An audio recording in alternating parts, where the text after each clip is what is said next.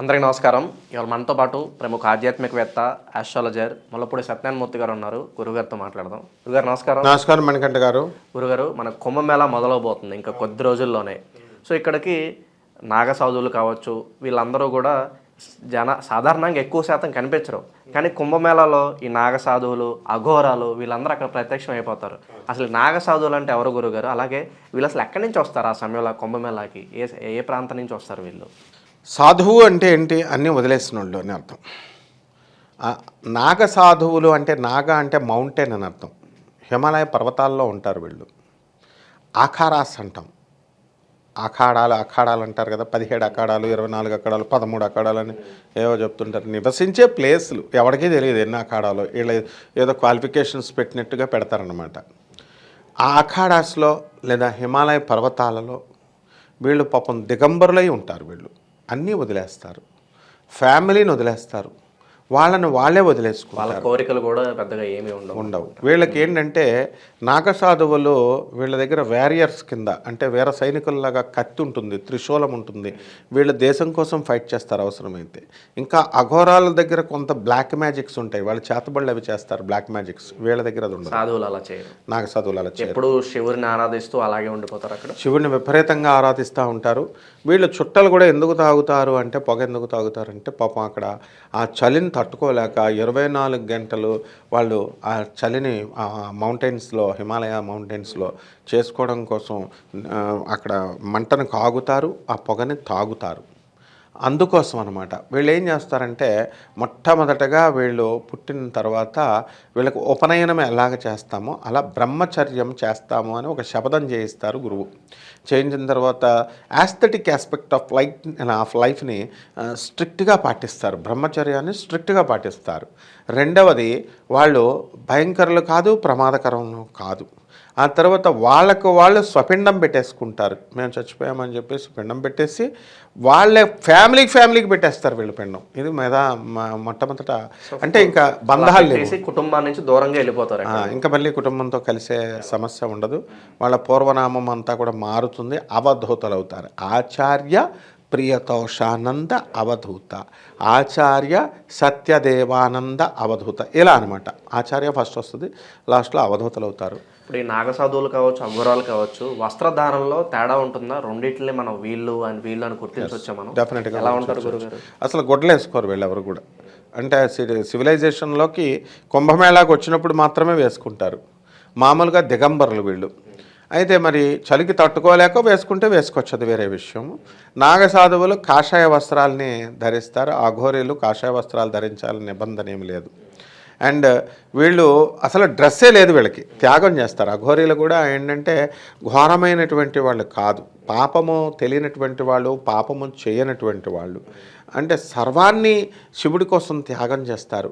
And బ్రతికున్న జంతువులను కూడా వీళ్ళు ఎవరో కూడా చంపరు. అంటే ఎండిపోయిన పళ్ళు, పండిపోయిన పళ్ళు క్రింద పడితేనే తీసుకుంటారు. అంతేగాని వాళ్ళ చేత్తో పచ్చి పండును కోయడం కానీ, ఒక ప్రాణిని హింసించడం కానీ, కోళ్ళని మేకల్ని తినడం కానీ ఇవేవి కూడా చేయరు.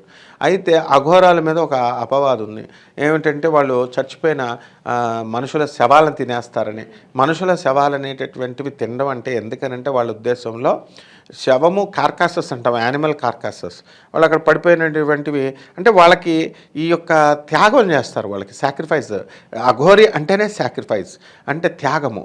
అంటే వాళ్ళకి డిఫరెన్స్ తెలియదు, బతుకున్న దానికి చనిపోయిన దానికి అన్నీ కూడా తేడా తెలియదు వాళ్ళకి. అంతా కూడా చనిపోయిన తర్వాత ఆ యొక్క ఫుడ్లో అది పళ్ళు ఫలాలు తినడానికే ఉన్నట్టుగా తింటారు. అందుకనే జగద్గురువు అయినటువంటి వీరబ్రహ్మేంద్ర స్వామి వారి యొక్క శిష్యుడు సిద్ధయ్యకి పరీక్ష పెట్టినప్పుడు మిగతా శిష్యులంతా ఆయన్ని అవమానిస్తుంటే, అసూయ పడుతుంటే, ఒక కుక్క, చచ్చిపోయినటువంటి కుక్క మాంసాన్ని తినమని బ్రహ్మంగారు ఇస్తారు. సిద్ధయ్య ఏం చేస్తాడు, తినడానికి వచ్చేస్తాడు. మిగతా శిష్యులు అసహించుకొని వెళ్ళిపోతారు.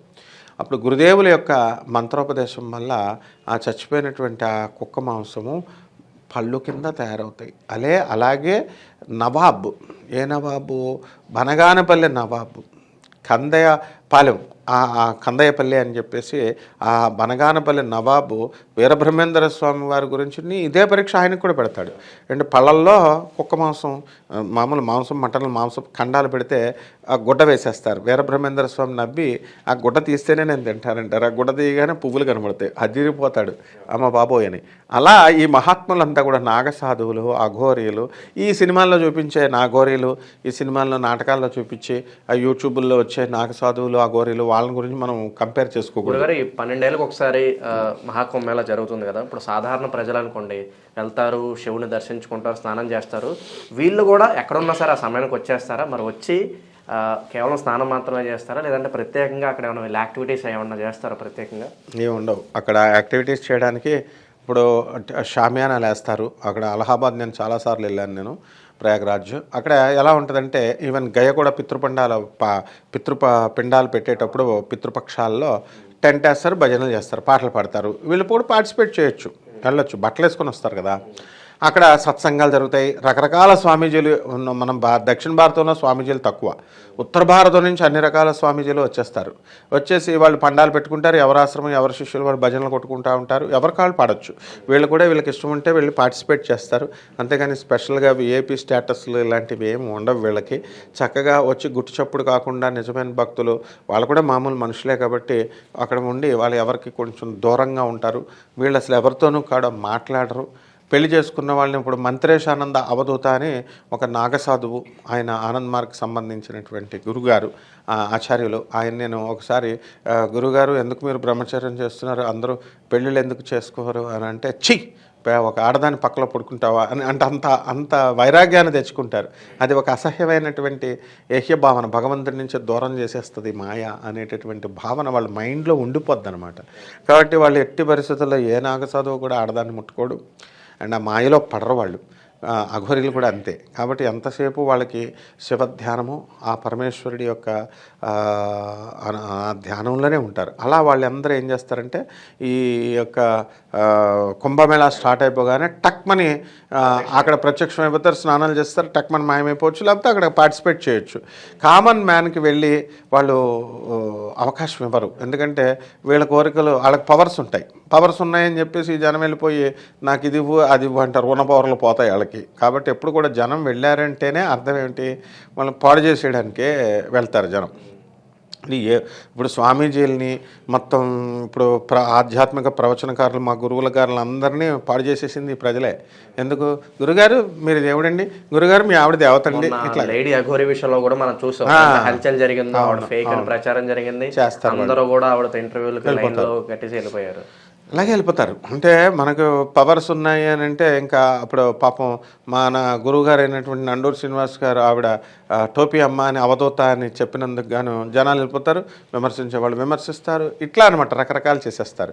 కాబట్టి ఈ ఇందులో నాగసాధువులు వీళ్ళందరూ కూడా ఎందుకు చేస్తారు అంటే సాధన స్నానాలు, సన్ స్పాట్ సైకిల్ ఉంటుంది. అంటే సూర్యకాంతి పడాలి, దాని నుంచి పడి వృషభ రాశిలో గురుడు, మకర రాశిలో సూర్యుడు వచ్చినప్పుడు ఆ కాలం అంటే చలికాలంలో ఎలా చలి ఎలాగ వస్తుంది, వర్షాకాలంలో చల్లగా, ఎండాకాలంలో ఎండ ఎలా వస్తుంది, క్లైమేట్ చేంజ్. అట్లా మ్యాగ్నెటిక్ ఫీల్డ్ ఎర్త్ నుంచి భూమి ఈంతుంది అన్నట్టుగా భూమి యొక్క మ్యాగ్నెటిక్ పవర్ పెరుగుతుందన్నమాట. సైన్స్ సపోర్ట్ చేస్తుంది దానికి. అప్పుడు ఆ సన్ స్పాట్ లైఫ్ ఏం చేస్తుందంటే ఏ శాస్త్రవేత్తనన్నా చెప్పమను. నేను ఫిజిక్స్ ప్రొఫెసర్ని. నేను నాసా, ఇస్రో, డిఆర్డిఓలో ఉన్నటువంటి సైంటిస్టులంతా కూడా నాతో డైలీ టచ్లో ఉంటారు. వాళ్ళు నాతో మాట్లాడుతూ ఉంటారు. మరి ఎవరినైనా చెప్పమని నేను చెప్పిన పాయింట్ రాంగ్, అది ఎవరు చెప్పలేరు. కారణం ఏంటంటే ఆ సన్ స్పాట్ లైట్, ఆ సైకిల్, నీళ్లు ఆ సమయంలో గురుడు బృహస్పతి ఉన్నటువంటి వృషభ రాశిలో ఉన్న సమయము, మకర రాశిలో సూర్యుడు ఉన్న సమయంలో, సూర్యుడు మకర రాశిలోకి వెళ్ళిన సందర్భంలో ఆ సమయంలో ఈ యొక్క వాటర్లో ఉన్నటువంటి మ్యాగ్నెటిక్ ఫీల్డ్ని ఎన్హాన్స్ చేస్తుంది, పెంచుతుంది. అప్పుడు ఆ వాటర్ మ్యాగ్నెటిక్ ఫీల్డ్ అంటుకుంటుంది వాటర్కి. అప్పుడు మనం స్నానం చేసినప్పుడు మన బాడీలో హీలింగ్ పవర్ వచ్చేసి స్పిరిచువల్, ఆఫ్టర్ ఆల్ శరీరంలో రోగాలు కాదు, ఆత్మకున్న రోగాలే పోగొట్టేస్తుంది. ఆత్మకున్న డిప్రెషన్స్, పిచ్చి వాళ్ళందరూ వెళ్ళి స్నానం చేసి అంత పిచ్చి తగ్గిపోద్ది. ఎలాగంటే ఇప్పుడు మనకి ఈ యొక్క మ్యాగ్నెటిక్ హీలింగే కాకుండా మనకి ఇప్పుడు ఒక మామూలు ఐరన్ రాడ్ తీసుకోండి, మ్యాగ్నెట్ నిలకలక రుద్దితే, ఒక పిన్నిస్ని రుద్దితే ఇండక్షన్ ఆఫ్ మ్యాగ్నెటిజం అంటాం. అంటే మామూలు పిన్కి మ్యాగ్నెట్ని బాగా రుద్దితే బై ఇండక్షన్ ముట్టుకోవడం వల్ల దీనికి మ్యాగ్నెటిజం పవర్ వస్తుంది. పరశువేది అనేటటువంటిది ఒక ఇనుమును ముట్టుకుంటే అది బంగారం కింద మార్చేస్తుంది. ఆ విధంగా ఆ సమయంలో మనకి ఈ యొక్క నదికి ఈ కుంభమేళ, గంగా, యమున, సరస్వతి డివైన్ వాటర్స్ అవి. అది శ్రీ మహావిష్ణువు పాదాల నుంచి పుట్టింది. బ్రహ్మదేవుడు సృష్టించినటువంటి సృష్టి అవి నదులు. 3 లోకాల నుంచి వచ్చేది ఒక తల్లి అయితే, డైరెక్ట్ స్వర్గలోకం నుంచి మనల్ని తరించడానికి యమునా, సరస్వతి నదులు వచ్చినాయి. ఈ 3 నదులు కలయిక అనేది అసంభవం. 3 మేధావులు ఎక్కడ కలవరు కదా, మల్టీ స్టారర్ ఫిల్మ్ లాగా 3 నదులు కలిసిన చోట ప్లేస్ కాబట్టి ఆ సంగమాల్లోనే జగద్గురువులైనటువంటి దత్తాత్రేయ స్వాముల వారు భీమా అమరజ నది సంగమంలోనే ఉంటారు వీళ్ళంతా.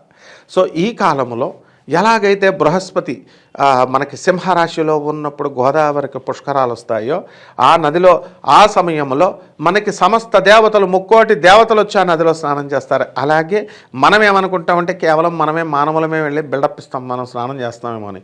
నాగలోకం నుంచి నాగులు వచ్చేస్తాయి, సిద్ధులు, యక్షులు, గంధర్వులు, కిన్నెర్లు, కింపురుషులు, మానవులు, దేవతలు, రాక్షసులు, వాళ్ళు కూడా ఉద్ధరించబడాలి కదా. అంతేకాదు దత్తాత్రేయ స్వామి, మన గురుదేవులు దత్తాత్రేయ స్వాముల వారు కూడా స్నానం చేస్తారు. మరి వీళ్ళందరినీ ఆ వైబ్రేషన్ వల్ల, ఆ వాటర్ వైబ్రేషన్ వల్ల వస్తుందని ఈ జనం వెళ్తారు. అందువల్ల ఇందులో ప్రమాదాలు లేకుండా నిదానంగా వెళ్ళాలా, స్నానం చేయాలా. వాటర్ మురుగ్గా ఉందని అసహించుకోకూడదు. పరమ పవిత్రమైనది. అందరూ పాసలు పోసేసినా కూడా మనం అలాగంటే భావన మనసుకు రగనివ్వకుండా నీళ్ళు మాత్రం తాకండి. హైజీనిక్ కండిషన్స్ మామూలు స్నానం చేసుకుంటే సరిపోతుంది. ఆయన నాగసాధువులు, అఘోరాల గురించి ఎన్నో విశేషాలు మాకు తెలియజేశారు. అందరి మీద ఆ శివుని యొక్క అనుగ్రహం ఉండాలి, అందరూ బాగుండాలని చెప్పి మనస్ఫూర్తిగా కోరుకుందాం గురుగారు. ధన్యవాదాలు. ధన్యవాదాలు.